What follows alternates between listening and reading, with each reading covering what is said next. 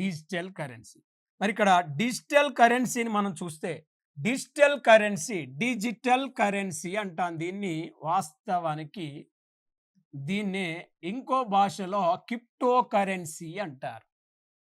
అంటే డిజిటల్ కరెన్సీకే మరొక పేరు క్రిప్టో కరెన్సీ, పర్సనల్ కరెన్సీ అంటారు. దీన్ని మనం చూడలేము, దీన్ని మనం తాకలేము, దీనికి ఒక భౌతిక రూపం ఉండదు, దీనికి ఒక స్పర్శ ఉండదు. అంటే కంప్యూటర్లలో సృష్టించే కరెన్సీని మనం డిజిటల్ కరెన్సీ అంటాం.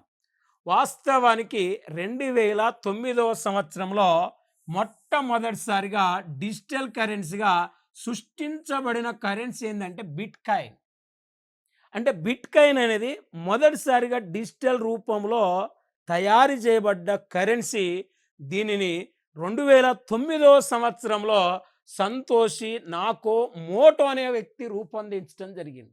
అంటే ప్రపంచంలో మొదటిసారిగా డిజిటల్ కరెన్సీని రూపొందించిన మహానుభావుడు సంతోషి నాకో మోటో అనే వ్యక్తి మొదటిసారిగా డిజిటల్ కరెన్సీని సృష్టించటం జరిగింది. దీన్ని ఎలక్ట్రానిక్ కరెన్సీ అని అంటారు. ఆల్రెడీ చెప్తాను, దీనికి ఒక భౌతిక రూపం ఉండదు, దీన్ని తాకలేము, చూడలేము అని చెప్పినాం.